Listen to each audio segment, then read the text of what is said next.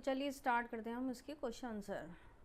पहला क्वेश्चन है इसका कि बादलों के आने पर प्रकृति में जिन गतिशील क्रियाओं को कवि ने चित्रित किया उन्हें लिखिए। उत्तर देखते हैं हम इसका। बादलों के आने पर प्रकृति में क्या क्या परिवर्तन होते हैं। जब बादल आते हैं आकाश में तो हवा बहुत तेज़ तेज़ चलने लग जाती है और जो दरवाजे खिड़कियाँ हैं वो हिलने लग जाते हैं, खुलने लग जाते हैं हवा से।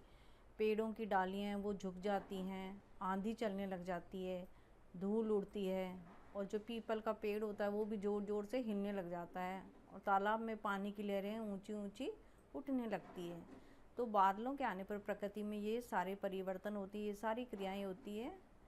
हवा का तेज़ चलना, दरवाजे खिड़की खुलना, पेड़ों का झुकना, आंधी चलना, धूल उड़ना, पीपल का डोलना और तालाब में लहरें उठना। नेक्स्ट क्वेश्चन देखते हैं हम। निम्नलिखित किसके प्रतीक हैं। धूल किसका प्रतीक है, यहाँ पेड़ किसका प्रतीक है, ताल किसका प्रतीक है, नदी किसका प्रतीक है और लता। ये बहुत इम्पोर्टेंट है, ये क्वेश्चन आपके एग्ज़ाम में आ सकता है, तो इसको पूरा ध्यान से देखना, सुनना और याद करना। यहाँ पर कवि ने धूल किसका प्रतीक बताया। धूल को किशोरी लड़कियाँ जो भाग भाग कर मेहमान के आने की खबर दे रही है, तो यहाँ पर कवि ने धूल की तुलना किससे की है, किशोरी लड़कियों से। धूल का मानवीकरण किया किशोरी लड़कियों के रूप में कि किशोरी जो लड़कियाँ होती है वो मेघ के आने पर भाग कर मेहमानों के आने की खबर देती है। जैसे छोटी लड़कियाँ होती है ना, जब घर में कोई मेहमान आता है, गांव में कोई मेहमान आता है तो अंदर जाकर अपने मम्मी पापा को खबर देती है कि मम्मा मम्मा मेहमान आए हैं। तो इसी प्रकार जो धूल थी वो तेज़ तेज़ आसमान में उड़कर सभी गांव वालों को ये सूचना दे रही थी कि मेघ आकाश में आ चुके हैं, वर्षा होने लगी है। तो यहाँ धूल जो है वो किशोरी लड़कियों का प्रतीक है। दूसरा है पेड़। पेड़ की तुलना यहाँ गांव के पुरुष से की गई है। जो गांव के पुरुष हैं वो मेघ रूपी मेहमान के स्वागत के लिए तैयार रहते हैं, झुक कर उनका प्रणाम करके उनका सत्कार करते हैं। जैसे पेड़ की डालियाँ तेज़ हवा चलती तो झुक जाती है ना, उसी प्रकार गांव के पुरुष जो है मेघ रूपी मेहमान के आने पर या दामाद रूपी मेहमान के आने पर झुककर उनका सत्कार करते हैं। तो यहाँ पेड़ की तुलना किससे की गई है, गांव के पुरुष से। तीसरा हम देखते हैं नदी। नदी की तुलना यहाँ पर कवि ने गांव की महिलाओं से या नवविवाहित युवतियाँ होती ना उससे की है। जो नदी रूपी नवविवाहिता है वो मेघ रूपी बादल के आने पर बादलों को तिरछी नज़र से अपना घूंघट उठाकर देखती है। तो यहाँ पर नदी की तुलना किससे की गई है, गांव की नवविवाहित महिलाओं से। फिर है चौथा है लता। नवविवाहिता जिसका पति शहर से गांव आया है। लता की तुलना भी यहाँ नवविवाहिता से की गई है कि जिसका पति, जो दुल्हन होती है नई नई, उसका पति शहर चला जाता है और साल भर तक आता ही नहीं है, तो वो अपने पति से नाराज़ हो जाती है कि अभी तक मेरी सुध नहीं ली है। तो इसी प्रकार जो लताएं होती वो वर्षा का इंतज़ार करती हैं कि कब बारिश आएगी और कब वो हरी भरी होंगी।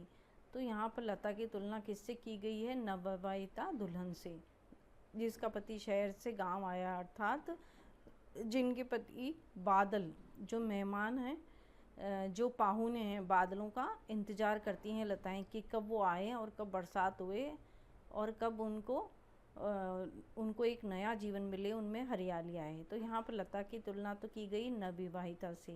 नदी की तुलना की गई है गांव की महिलाओं से, विवाहित स्त्रियों से। ठीक है। ताल की तुलना किससे की गई है, स्वागतकर्ता से।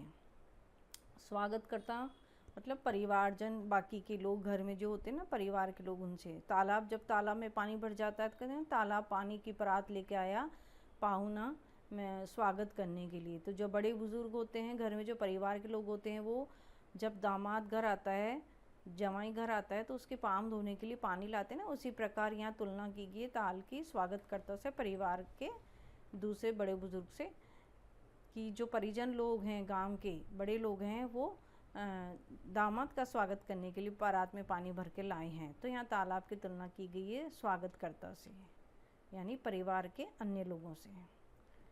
ठीक है। नेक्स्ट क्वेश्चन देखते हैं हम।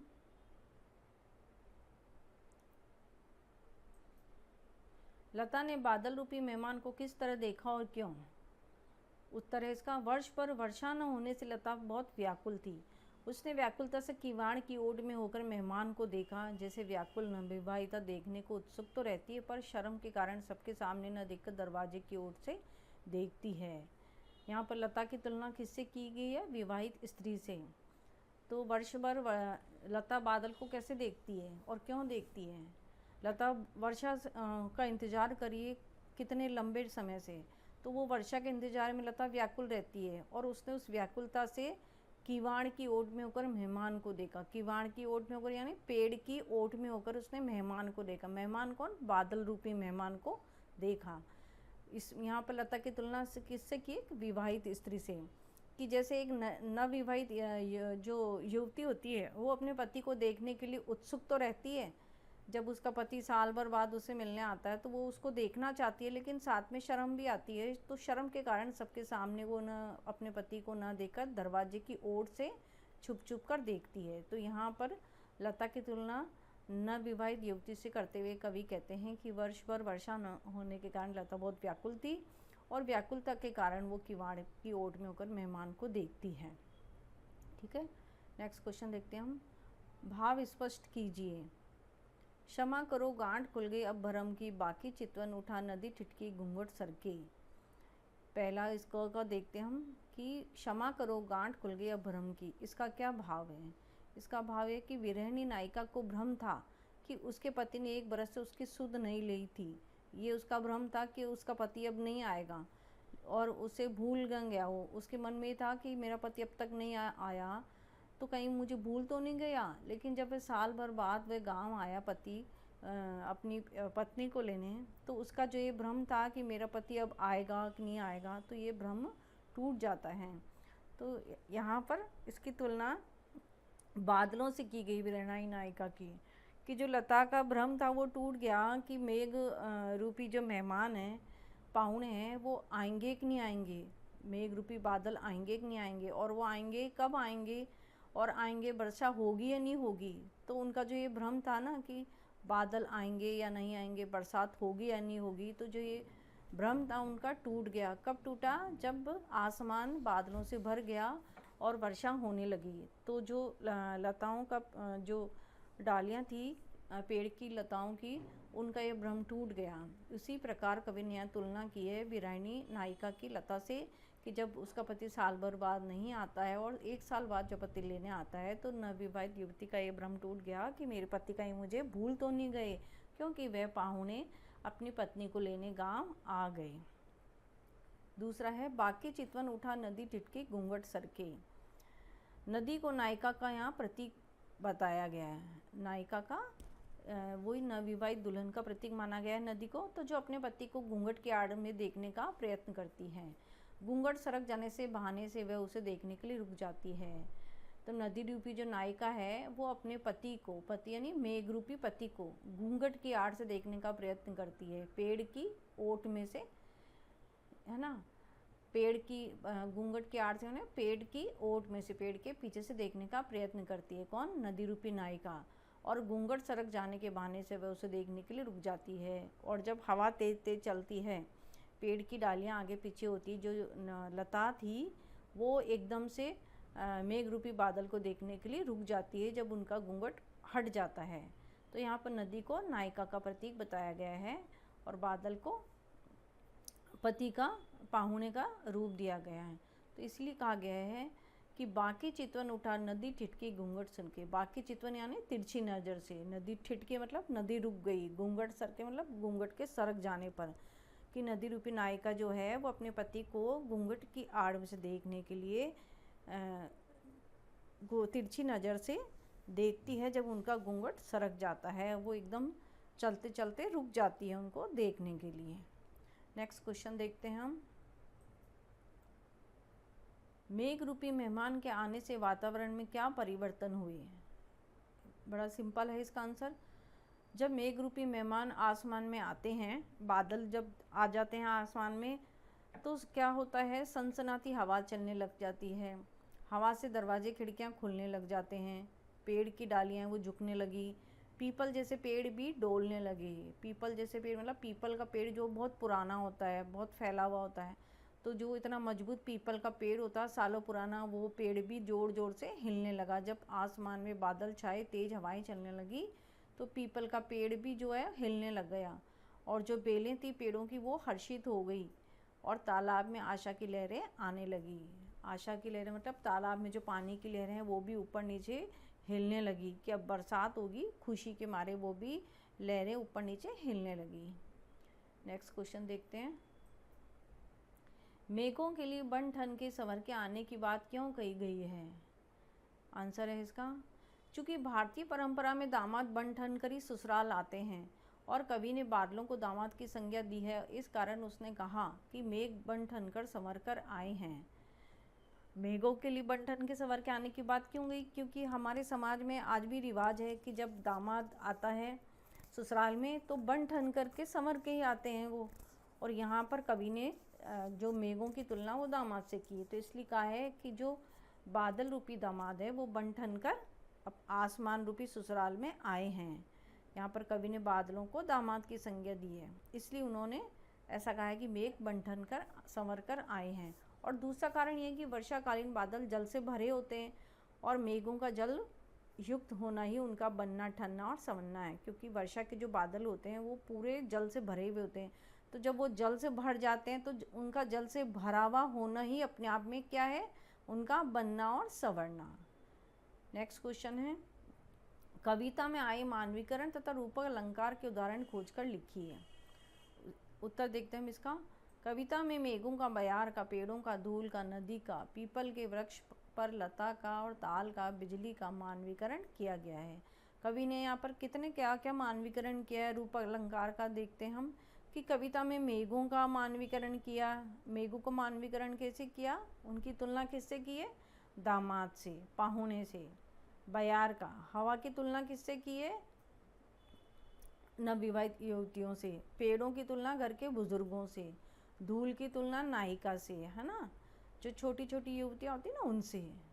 नदी की तुलना भी नायिका से की है, युवतियों से की है, नवविवाहित स्त्री से की है। पीपल के वृक्ष पर जो लताएं होती है उनकी भी युवतियों से की, नायिका से। और ताल की तुलना परिवार के अन्य लोगों से। तो यहाँ पर सभी का, बिजली का, सभी का मानवीकरण किया है कवि ने, तथा क्षितिज अटारी में यहाँ पर रूपक अलंकार है। ठीक है, तो इस प्रकार कविता में कवि ने सभी का मानवीकरण किया है।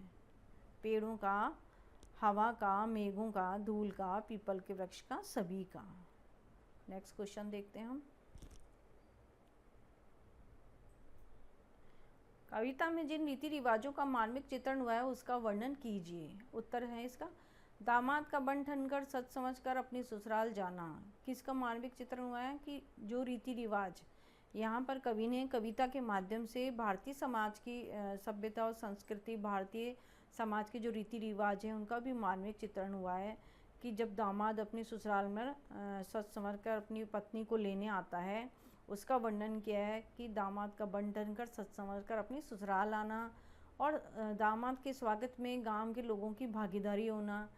जब गांव में दामाद आते हैं तो केवल घर के लोग नहीं, गांव के जो अन्य लोग भी हैं वो भी आगे बढ़कर पाहुने का, दामाद का स्वागत करने के लिए सामने आते हैं।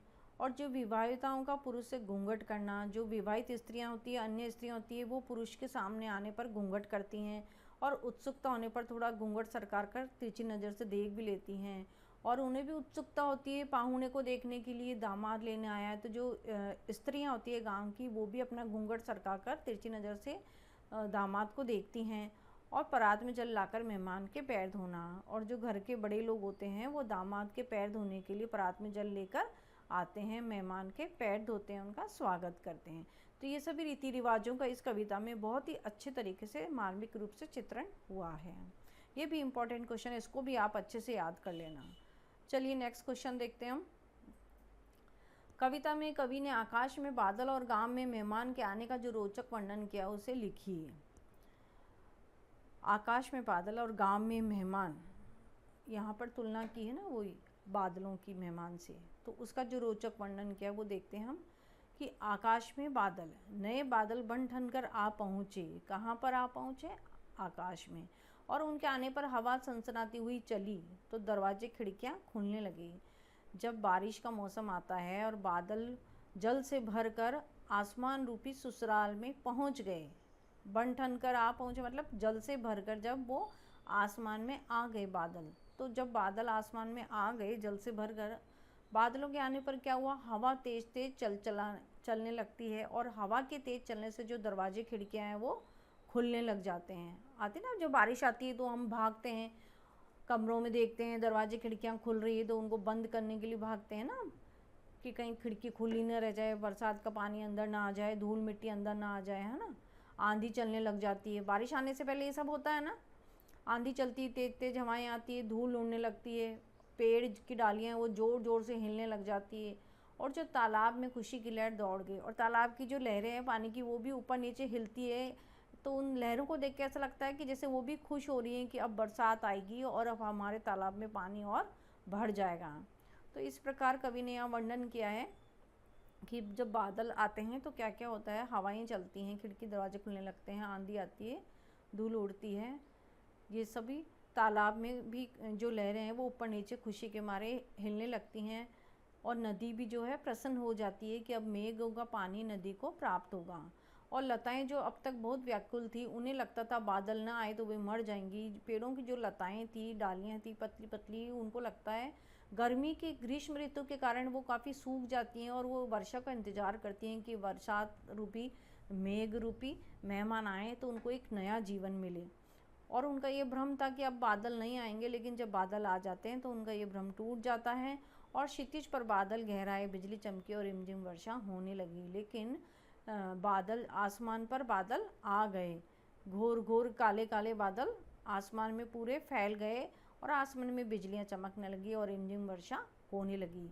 तो यह कवि ने यहाँ पर आकाश में बादलों के आने पर आकाश में मेघ रूपी दामाद के आने का बहुत ही रोचक और मार्मिक वर्णन किया है। इसको हम अपनी भाषा में ज़रूर और अच्छे से लिखेंगे।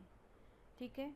गांव में मेहमान, अब यहाँ जो बादलों की जो तुलना की है कवि ने वो गांव के मेहमान से की। मेहमान यानी गांव में दामाद। दामाद को पुराने समय में हमारे घरों में क्या बोलते थे, गाँवों में मेहमान को पाहुणा बोलते थे। ठीक है। तो यहाँ पर हम देखते हैं कि शहर से दामाद गांव में बन ठन कर पहुँचे, और उनके आने की खबर हवा की तरह फैली। गांव में जब पाहुणे लेने आते हैं अपनी पत्नी को, तो जैसे ही दामाद गांव में पहुँचते हैं तो जितने भी जो घर आसपास के बच्चे लोग होते हैं, छोटी छोटी लड़कियां होती हैं ना, वो उनके आने की खबर पूरे गांव में दे देती है कि बाबा बाबा पाहुणे आ गए हैं, दीदी को लेने आ गए हैं, जीजा को लेने आ गए हैं। तो ये आने की खबर है पाहुणे की, वो हवा की तरफ फैल जाती है, एक घर से दूसरे घर में, हवा की तरह मतलब पूरे गांव में फैल जाती है। और पुरुष झुककर उसे देखने लगते हैं, और जो पुरुष होते हैं वो झुककर पाहुणे को देखने के लिए उमड़ पड़ते हैं, और स्त्रियां भी जो है घूंघट सरकाकर तिरछी नज़र से देखने लगती हैं। पुरुष भी अपनी गर्दन उचकाकर उस पाहुणे को देखने के लिए उत्सुक रहते हैं, और स्त्रियां भी जो होती है वो भी अपने घूंघट, गांव की स्त्रियां होती हैं ना जो जवाई से घूंघट करती थी पुराने समय में, अब तो काफ़ी परिवर्तन हो गया है समाज में, कि पुराने गांव के समय का चित्रण किया गया है कवि ने इसमें, कि जो गांव की स्त्रियां भी होती है वो भी अपना घूंघट सरकाकर तिरछी नज़र से मेहमान को देखने के लिए उत्सुक रहती हैं, और गली गली में जो है दरवाजे खिड़कियां खोल खोल कर लोग उस मेहमान को देखने के लिए तत्पर रहते हैं। तो किसी ने बढ़कर जुहार की तो कोई पानी भरकर लिया है। जुहार की मतलब हाथ जोड़कर प्रणाम किया। गांव के लोग हैं वो हाथ जोड़कर आगे बढ़कर, जो गांव के बड़े बुजुर्ग हैं वो प्रणाम करते हैं मेहमान को, और कोई जो बड़े लोग हैं वो पानी भर के ले आते हैं परात में उनके पैर धोने के लिए। और उनकी बिरहनी पत्नी को पहले तो शिकायत थी कि जो मेरे पति हैं वो साल भर तक मुझे मेरी सुध नहीं ली, और इतने लंबे समय बाद हैं, तो वह क्रोध के मारे, गुस्से के मारे वह सबके सामने अपने पति से नहीं मिलती है। लेकिन हाँ, उत्सुकता में, खुशी के कारण वो किवाड़ की ओर से पीछे से उनको देखती है तिरछी नज़रों से, और फिर एकांत में उनसे क्षमा मांगती है कि वो उनसे मिलने नहीं आई गुस्से के मारे, क्योंकि वो पति उनको साल भर उनको सुध नहीं ली, उनको लेने नहीं आए।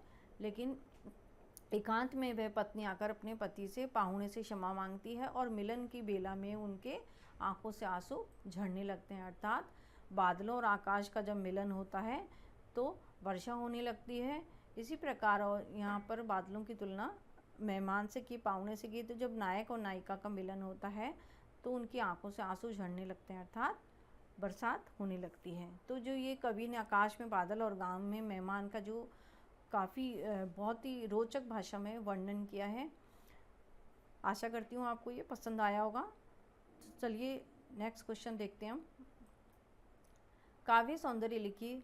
पाहुन जो आए हो गांव में शहर के, मेघ आए बड़े भनठन के। उत्तर है इसका। यहाँ कवि ने बादलों को शहरी मेहमान के रूप में चित्रित किया है। पाहुने जो आए हो गांव में शहर में, यहाँ उत्प्रेक्षा अलंकार। उत्प्रेक्षा अलंकार क्यों है? क्योंकि यहाँ पर ज्यों शब्द आया है। जहाँ भी ज्यों शब्द आएगा वहाँ पर उत्प्रेक्षा अलंकार होगा। इस चीज़ का आपको हमेशा ध्यान रखना है। तो यहाँ कवि ने बादल को शहरी मेहमान के रूप में चित्रित किया है। और पाहुने जो आए में गाँव में, यहाँ पर उत्प्रेक्षा अलंकार है। बड़े बंठन के में यहाँ पर अनुप्रास अलंकार है। प्रभावपूर्ण एवं चित्रात्मक भाषा है और बादलों का मानवीकरण किया गया है, अतः मानवीकरण है। ठीक है, चलते हैं फिर हम नेक्स्ट क्वेश्चन पे।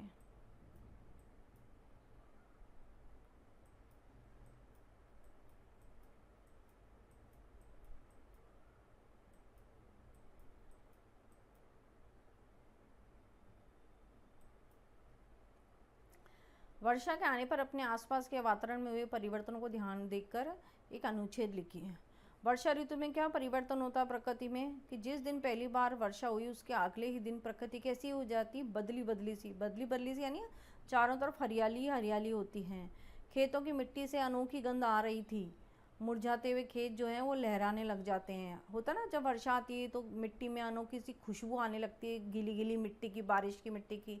और जो पेड़ गर्मी के कारण मुरझा गए थे वो खेत अब हरे भरे लहराने लगे हैं। 2-4 दिन में तो चारों ओर हरियाली छा जाती है और पेड़ जो थे मिट्टी से भरे हुए थे वो अब धुले धुले लग रहे हैं, क्योंकि वर्षा के पानी से वो धुल चुके हैं, नहा लिए वर्षा के पानी में, तो वो हरे हरे चमक रहे हैं। और हवा में भी एक ताजगी सी महसूस होती है। धूप में भी चमक बढ़ गई है और वह कभी चमकता कभी बादलों के पीछे छिप जाता। सूरज भी जो है वो कभी तो आसमान में चमकता हुआ दिखाई देता है तो कभी बादलों के पीछे छिप जाता है। बरसात का मौसम होता है तो ऐसा ही होता है ना कि कभी सूरज निकलता है तो कभी फिर बादलों में छिप जाता है, कभी बादल होते हैं तो फिर धूप आ जाती है। तो वही स्थिति का यहाँ वर्णन किया है कवि ने कि वातावरण में भी नमी बढ़ जाती है। नमी बढ़ जाती है मतलब उमस हो जाती है वातावरण में। बरसात आती है, थोड़ी देर बाद थोड़ी देर ठंडा लगती है, फिर हवा में नमी बढ़ जाती है। तो पार्कों और उपवनों की शोभा को तो जैसे चार चांद लग गए हैं। जैसे ही बारिश आती है पार्क में और बगीचों में शोभा बढ़ जाती है, लोग घूमने के लिए बाहर आ जाते हैं। मोर मोरनी के सामने पंख फैलाकर नाचने लगते हैं और जो मोर मोरनी होते हैं वो वर्षा में पंख फैलाकर खुशी के मारे नाचने लगते हैं।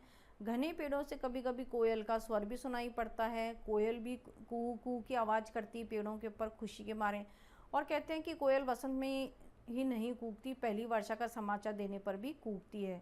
कोयल जो है वो वर्षा का समाचार देने के लिए आवाज़ करती है पेड़ पे। और रिमझिम वर्षा में नहाने का मज़ा तो कुछ और ही है।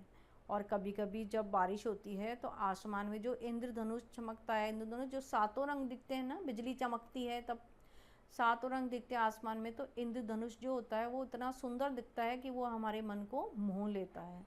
तो यहाँ पर कवि ने वर्षा ऋतु में का जो प्राकृतिक वर्णन है बहुत ही सुंदर वर्णन किया है। फिर देखते हैं हम नेक्स्ट क्वेश्चन। कवि ने पीपल को ही बड़ा बुजुर्ग क्यों कहा है? कवि ने पीपल को बड़ा बुजुर्ग इसलिए कहा है कि पीपल का पेड़ जो है बड़ा दीर्घजीवी होता है। दीर्घजीवी मतलब लंबे समय तक चलता है और वह हजारों पक्षियों और अन्य जीव जंतु और कीट पतंगों को आसरा देता है। पीपल के पेड़ के ऊपर कितने पक्षी बैठते हैं, कितने जीव जंतु कीट पतंगे उस पेड़ की छाया में रहते हैं। आसरा देता है मतलब आश्रय में रहते हैं उस पेड़ की नीचे, और उनका पोषण करता है कौन? पीपल का पेड़। तो बड़े बुजुर्गों की भांति उनके तने में डाढ़ी सी लटकती रहती है। संभवतः इसलिए कवि ने बड़ा बुजुर्ग कहा है। जैसे पीपल का पेड़ बड़ा दीर्घजीवी होता है, दीर्घायु होता है, हजारों पक्षियों जीव जंतुओं को वो आश्रय देता है अपने पेड़ की छाया में। उसी प्रकार जो घर के बड़े बुजुर्ग होते हैं उनके आशीर्वाद की छाया में जो है आज की युवा पीढ़ी सुरक्षित रहती है। उनके अनुभवों में, उनकी जीवन के जितने भी उनके अनुभव हैं वो हमें जीने की प्रेरणा देते हैं, हमें आश्रय देते हैं। तो इसलिए यहाँ पर कवि ने पीपल के पेड़ की तुलना बड़े बुजुर्ग से की है। संभवतः इसलिए यहाँ कवि ने उनको बड़ा बुजुर्ग कहा है। नेक्स्ट क्वेश्चन देखते हैं हम। कविता ने मेघ को पाउन के रूप में चित्रित किया। हमारे यहाँ अतिथि का विशेष महत्व प्राप्त है, लेकिन आज इस परंपरा में परिवर्तन आया है। इसके क्या कारण नजर आते हैं? उत्तर देखते हैं हम। कि दामाद को परिवार के अन्य सदस्य को जैसा ही सम्मान प्राप्त हुआ है, ठीक है, आज भी हम दामाद को अपना एक फैमिली मेम्बर जैसा ही मानते हैं।